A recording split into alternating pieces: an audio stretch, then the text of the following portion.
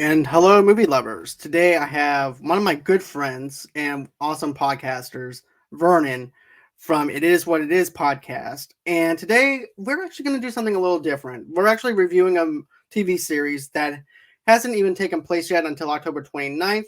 So we actually got a little peek on the inside of things whenever you look at this show.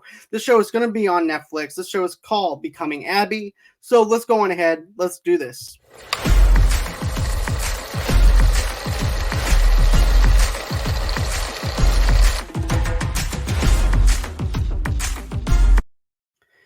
Hey Vernon, how you doing, man? John, I'm well, man. How are you?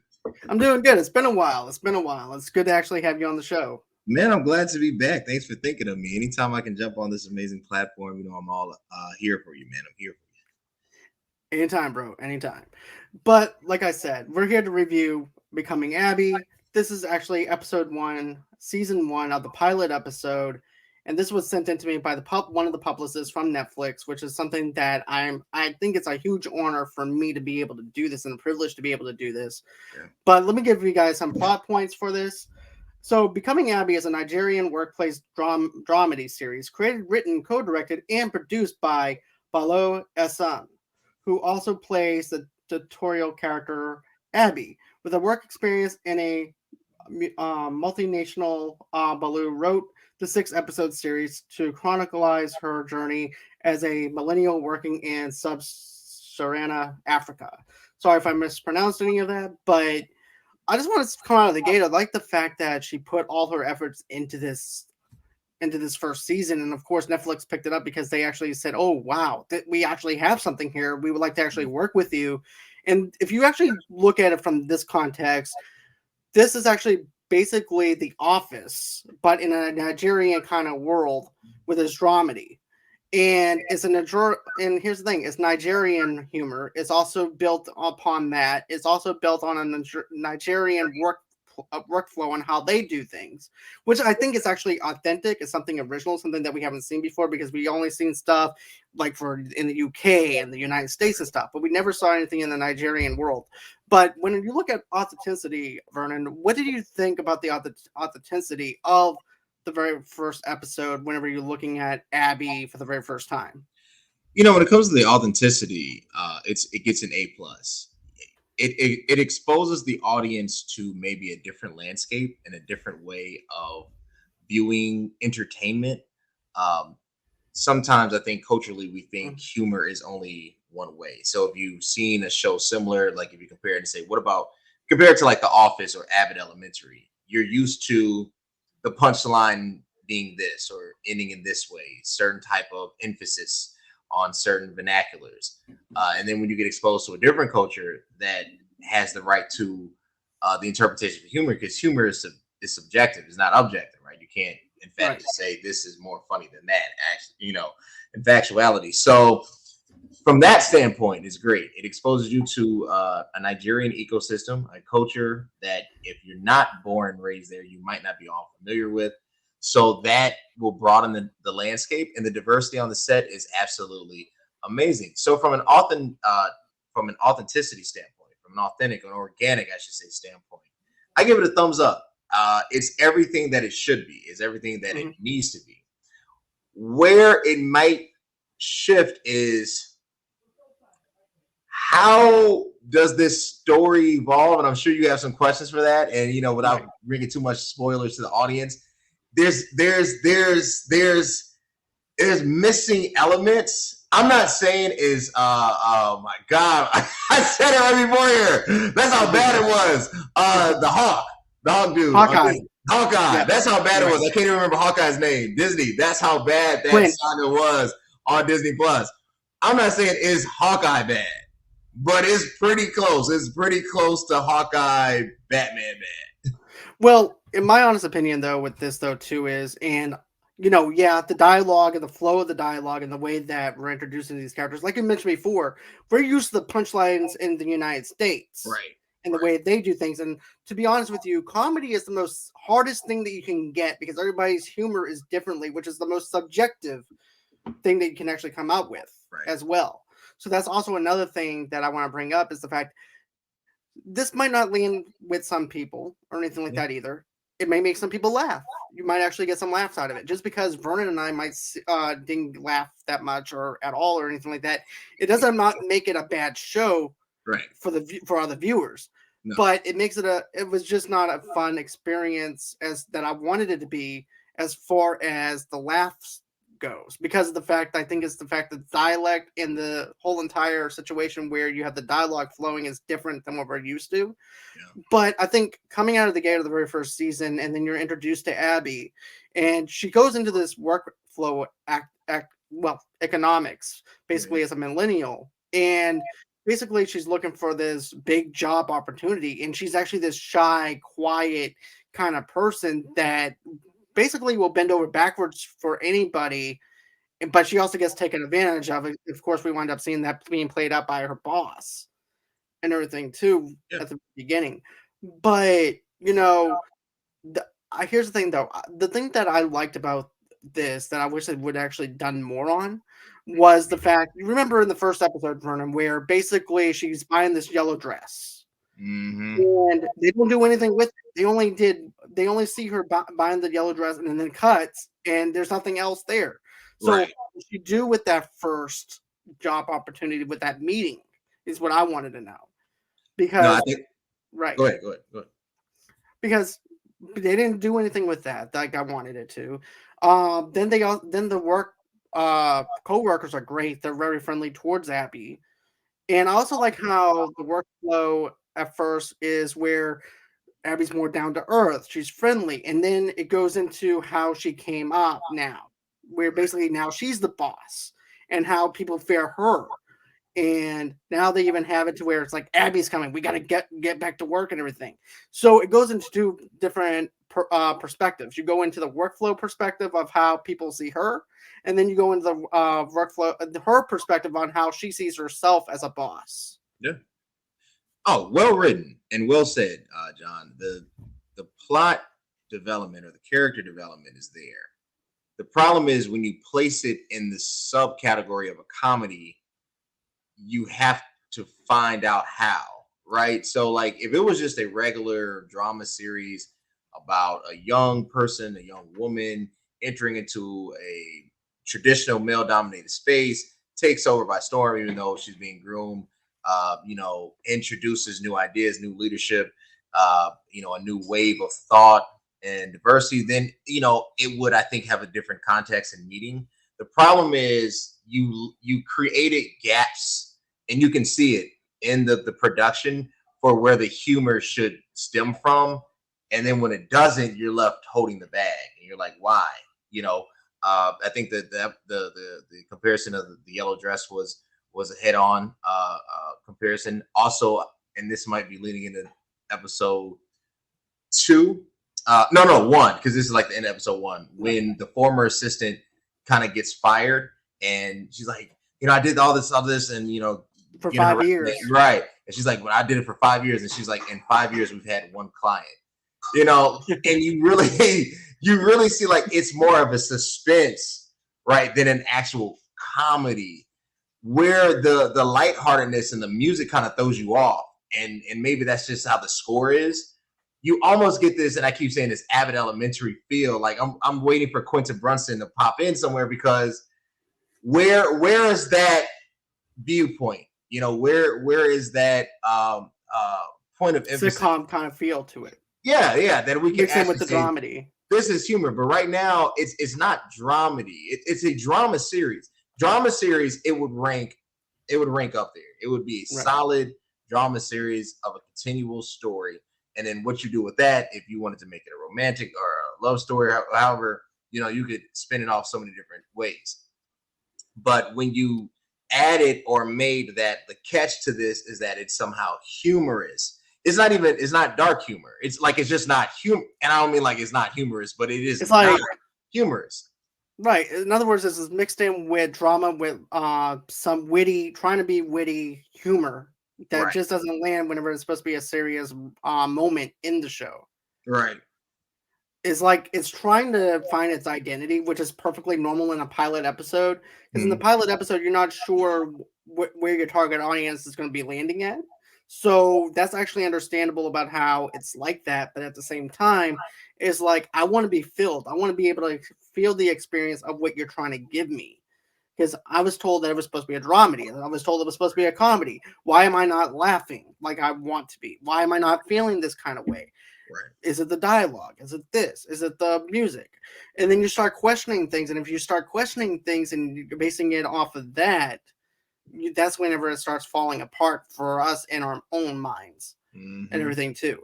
And another thing I think that didn't land for me was, remember the prank in the office where the girls in the cubicles, and then she's like, you know what, you should go ahead and tell that guy about how you actually feel, talking about the guy.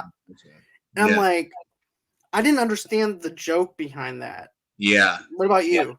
I did it, and then because he said my name is, and then he gave like a fake name, and then it was like a pause and a cutscene.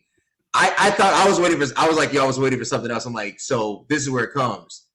And then when it didn't happen, I was like, I don't know what I almost had to go back and rewatch it, which is not fair because it wasn't that deep. It didn't warrant me going back, right? Like, and I think you hit it on the head. There are missing cues, and sometimes I wonder, and I don't know, and this is a question for the production and the director. When you're making a content piece to appeal toward other audiences that are not necessarily organic. Well, I won't say like organic, but just traditional audiences, wherever you stem from, right? Right. Is it? Are you overemphasizing what you think they might accept and might laugh and might find humorous? Because if so, that would explain it, right? Instead of what you find humorous, and then allow the audience to appreciate your humor, right? So that's what I think kind of happened. I think like I think there was like, well, American comedy, and this is me, not a subject matter expertise, novice, laity, take it for what it is, no value, right? Right. You're just taking it as an average viewer. Right. This is me as a Netflix consumer trying to question why I'm spending $20 a month. When you watch and you see like what happened here, and I want to support, but I'm not finding enough reasons to finish all the episodes, that's why. Right. And I feel you on that one, because I was like, I want to finish it, but at the same time, is this worth me investing my time of 6 hours of something that I'm not sure is going to land well with me, especially coming off of 2 episodes, and it just didn't land for me like I wanted to, and it's not no fair to anybody in the to the actors or actresses. They're doing their job the best they can. Yeah. And they're doing it to the best of their abilities, and you can see the passion that they have for it. That's another positive. If they were just phoning it in, like for example, the person who played Mystique in all the X-Men movies, like Dark Phoenix, where basically the actress is just tired of playing Mystique, so therefore what she does is she just wakes up out of bed and just says a couple of lines, and then she goes back to sleep. So yeah, at least the whole entire aspect of the passion is there and stuff like that, and it's actually impacted because you can see it through everybody else's eyes and everything that they're having a good time. Oh yeah. So that's something that I really do appreciate. There's no slight on the cast. I think the cast was fantastically casted. That's play on words, but the cast is picked appropriately. They brought it. They really explored the depths of their character. They stayed true to what was written in the script, and you can see that, and it's evident to the point that there's almost hesitancy to go outside of the script. And maybe this is, I won't say an American thing, because that's a myopic view. But what I'm learning is that improvisation, I'm not saying that's an American thing, but it seems like improvisation is something we do. Like, it does never stick to the script, right? So like with here, you can really see the script. So the good bad is that the actors were great. The bad is that the script is asking for elements that the environment doesn't produce. Right. I get what you're saying. It's basically saying this: you're playing too much close to the script and not allowing your actors to do other stuff to benefit that scene, or be questioning it. Would this be something that my character would do, even though this is their first time playing these characters? Right. But it's not questioning their own motives of how that character will act, speak, or react to something. And they can do improvisation is like the best thing that you can have when acting. Now, there are some directors within the TV shows and stuff like that. I'm just going to mention David Chase, for example, from The Sopranos. He never let them go off the script. Nothing was improv. Everything was to a T to the script, and it was amplified through the script itself on the way the acting and the accountabilities are and stuff like that. And with this, you could see the passion that's being amplified through the script, through the trying to do the best they can to their abilities. The actors are. It's just not landing the way that they're hoping that it would. Now, my other question for you, though, Vernon, is this. Remember the one character that shows up just randomly for like 5 seconds that pops up? It's like, oh, it's Uncle So-and-so. And he yeah. Now, what did you think of the introduction for that character? Because I understand what they were trying to go for, but... and this is like after the dress shopping, and then they get introduced to Uncle. Yeah, it's still a why behind it. Like I get you want to introduce this character, which means this character is somehow relevant in the episodes to come, because you wouldn't have a random, pop up and then the person just goes away. My question is, if you don't introduce the why sooner, you'll lose your audience. If you're gonna foreshadow like that, which is fine, it's done all the time in film. You're foreshadowing events, you're creating suspense. It allows you to go back and rewatch it so you can catch it. But in a dramedy, it just like the problem with comedy is that comedy is not complex. That doesn't mean it's not thoughtful or it doesn't have insight. But the more complex it becomes, it starts to lose the goofiness. And I'm not saying that satire and slapstick comedy is the only forms. There are many different forms of comedy, But I am saying that the introduction of characters that are not fully explained, it makes it a real hard watch. Like, I know Abby, right? I know the boss, because she's referred to as boss lady. And then it's hard to name the other three. And then the second most, or the second line spoken, is Abby's interpersonal self. So like you're now, like and that's fine, because Joaquin Phoenix does it all. Like he's made that a landmark piece, right? So that's fine. I don't care about that. It's just that it's really hard to follow the add-ons. Exactly. And also too, like whenever they're trying to talk to somebody, if you notice though, sometimes they block out certain dialogue. Yeah. And like, why are you blocking out the dialogue? What are you trying to hide from the dialogue? Well, what I think too, because they break the fourth wall, and they break the fourth wall intentionally. That's an old, that was like an old rule. You could never break the fourth wall in media. And then all comedies, Naked Gun, all the Naked Gun series started to do it. Fresh Prince would do it all the time. Well, Ferris Bueller did it. Ferris Bueller, yeah, he did it right. And you can break the fourth wall. Right. It depends on how you land it. That's true. That's true. And that's basically also saying you can tell any kind of joke, and it's the delivery of that joke. It's the delivery of how you tell something. Yeah, context matters. Exactly. Yeah. If you don't have the context behind what you're trying to say and it's not coming out as funny, then it just becomes forceful. That's true. And I think for this, because they're breaking the fourth wall and then the audio drops, like they almost try to mute lines. And that to me is really an issue of production. And that's why I say maybe it's not the script. Maybe it's just production and editing, because as you know, you're a content creator. The audience will only see what you allow them to see. They will never see the raw footage, right? Even this, when they hear it, they see it, it's going to be edited and whatnot. It's not going to be what we necessarily say in real time. Not that there's anything to edit out, but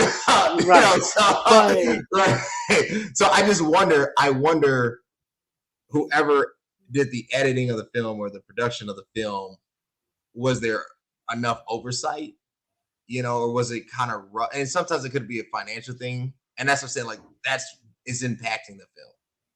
Right. Here's the thing: finances, budgets, and stuff like that could actually do it, but. One thing I like about Netflix and what they do is the diversity that they do with their casting. That's something I really do appreciate. Now, how they handle their employees is a different story. But as far as how they handle the actors and stuff like that with diversity, I'm all for it. Yeah. And stuff like that. But I also like the fact that, you know what, they gave them a chance to do a 6-part series, and they took a chance on it. And that's something that I really like, is the fact that, okay, we're gonna give you a 6-part series, see how it goes. And if it goes good, we'll give you 3 more episodes depending on the views. So they are probably starting off on a lower budget scale than Stranger Things or any other Netflix show for that matter. Right. Or Game of Thrones at 450 million with Amazon. Yeah. Well, that's actually that's a Lord of the Rings. $1 billion. Yeah. That's over $1 billion. Right. That's a ridiculous budget. Yeah. But with them, I can actually see why they would actually spend maybe, for example, maybe 8 million on it or 9 million and say, here, we're going to give you this and do what you have to do. And let's see what happens. You know, what it does is encourages independent filmmakers to pitch and to try and shoot their best shot. And if it lands, you know, you hit a home run, you hit a home run. You know, all home runs count. So I think this is a start. My hope is that as this episodes progress, they land on something concrete, and then there's enough engagement with the audience that demands further development, right? I think the actors are talented. I'm sure they're going to be in other content pieces. They're going to be circulated, and you're going to see more and more of them, not just on Netflix, but other platforms. But it's a start, and sometimes all you need is a start, and that's why it's not that we're bashing the production or this right here, but it's a start, and we appreciate it for what it is. We appreciate the energy that is brought behind it, and the effort and the sacrifice, you know, and it's only up from here. Exactly. That's something that I do have to admit, though, too. I appreciate the efforts that they're showing through it, and it being amplified through the actors, through the actresses, and through the production of this. And Netflix took a gamble, and they have something. And I think once they go into their second season, or maybe if it gets fleshed out, the characters get fleshed out better in the second season, I think people are going to ignore whatever problems that they might actually have. And you know what? Maybe I want to go in and take a look and see what Abby is doing for the second season and see if everything is better or not. You know what I'm saying? Because of because money could actually be another factor where the budgets could wind up increasing and giving them more stuff to do. But I do appreciate the efforts. I do appreciate everything that they've done. And as a matter of fact, I appreciate the publicists reaching out to me to be able to review this and to share this with you. Yeah. And the reason why I wanted to review this because of the fact, not because it's going to be a Netflix original or anything like that. It was because of the fact I wanted to represent women of color and to be able to show Norwegian women differently than what than what we have in the United States and stuff like that. I wanted to show something culturally different. Yeah. To share with everybody, hey, look, you're looking for something original, you're looking for something different. Here you go. I hope they enjoy it, even though our experience might be different, but I'm hoping that they wind up enjoying it. No, and you're right. And diversity matters, and we need more of this. We need to see all cultures represented. We definitely is a great piece. It's a great production to see the Nigerian culture really on display, and to see basically a female-led cast, and to really highlight women empowerment and women of color. This has just been it was beautifully done in that aspect. Like anything, once we set the trends, once it becomes common, now the focus has to be, okay, it's great now, we have normalized, we need to focus on quality now. We need to focus on, it has to be a home run. It can't, so I'm happy that they got this shot. They deserve it. I hope they get more. And I hope Netflix really invests into the diversity of production all across the world. But and there's no but to it. And I'm really happy. I think Abby is solid. I think as the episodes continue, it will get seemingly better. My hope is that this is not the end. Whatever happens, because there have been, great starts, and then second season just never materialized, or for whatever reason. So my hope is that this is not the end. This is only the beginning for their those stars. And just for anyone that's wondering, I'm actually going to have the actress that plays Abby on my show coming up this weekend. and I can't wait to talk to Bolu Essence about what was her like, what was everything like on the show, with things like that, with productions, and have all those questions answered that we had. So I can't wait to actually have her on the show. And by the way, this show airs on October 29th. And with that being said, I do appreciate Vernon for taking the time out of his night to be able to review this. And it's always a pleasure to be able to do this with you. And do me a favor real quick, Vernon. I know that you're kind of taking a little bit of a break from your podcast, Yeah. but tell everybody what it is, and what it's about. What it's about, man, it is what it is, man. It's a podcast that focuses on just life and business entertainment. I call it business-tainment, right? All things around the ecosystem of business. Every now and then we'll do a film review if I can get John on, because this is his world and I don't want to sound like an idiot up there. But that's what it's about. Mondays, it comes on YouTube, CV, that's Cody Vernon space Kelly, CV space K, Instagram, CVMK_global. Follow it, like it, subscribe. We're there. All Apple Podcasts, all where podcasts are heard, man. I appreciate your support. Thank you for this opportunity. Anytime, man. Anytime.